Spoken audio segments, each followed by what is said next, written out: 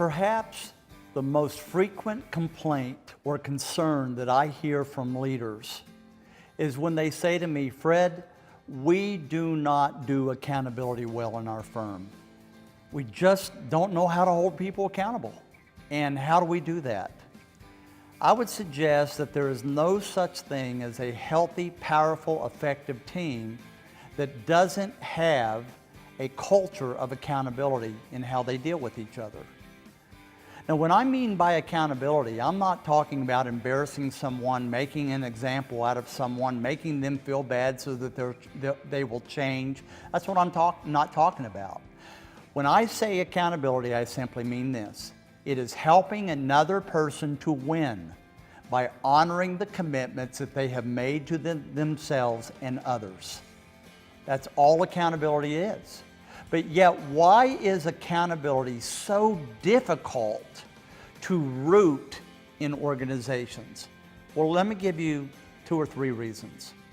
Number one, you cannot root accountability in a top-down leadership culture. Why? Because we live in an age today, because of technology, that everyone has access to unlimited information. There's a sociological truth that says as the more people are exposed to information and ideas, as that exposure increases, their respect for authority decreases. That doesn't mean that we become disrespectful of the authority. It really means that we become more respectful of what we bring to the table in that discussion. And so if we're left out of a discussion, or if a decision is made and we're not being given input. In the old days, 40 years ago, we would have not thought anything about it. Today, if that happens, we feel disrespected. We feel somehow that we were dissed because someone didn't ask our opinion. And if someone doesn't ask my opinion on something, don't ask me to execute that with passion.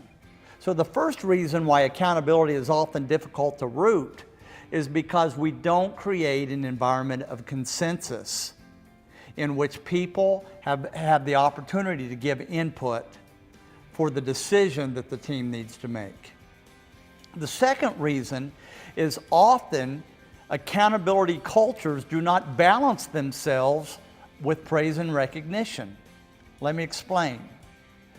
It's one thing to have those hard conversations over and over and over, but if you never have the other side of the conversation, job well done, thanks, you did a great job, I really appreciate what you're doing.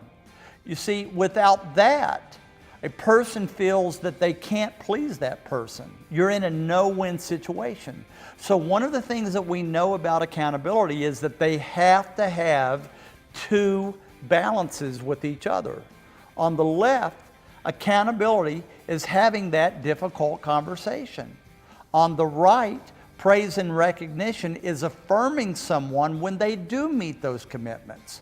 You see, someone who only holds people accountable but never has the conversations of recognition and appreciation and affirmation, that looks mean-spirited. But the person who is always having you did a great job, they're always praising you, but they never have the difficult conversations with you, that looks insincere. Oh, you tell that to everyone.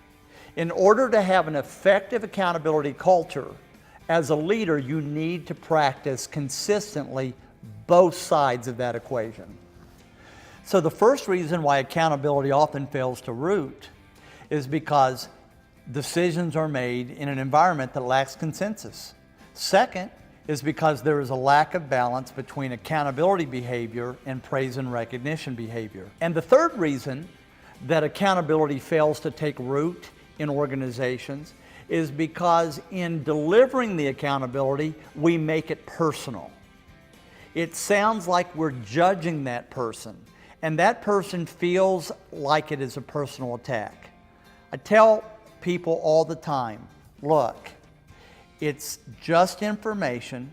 It's not about your mama. All we're doing is talking about your performance. We're not talking about your gene pool. And so it's just information. It's an opportunity for you to grow. It's not an indictment upon your best of kin. Accountability is helping someone to win. It roots in an environment of consensus when there is a balance between praise and recognition and difficult conversations, and when that information is delivered as information. And remember, it's not about your mama.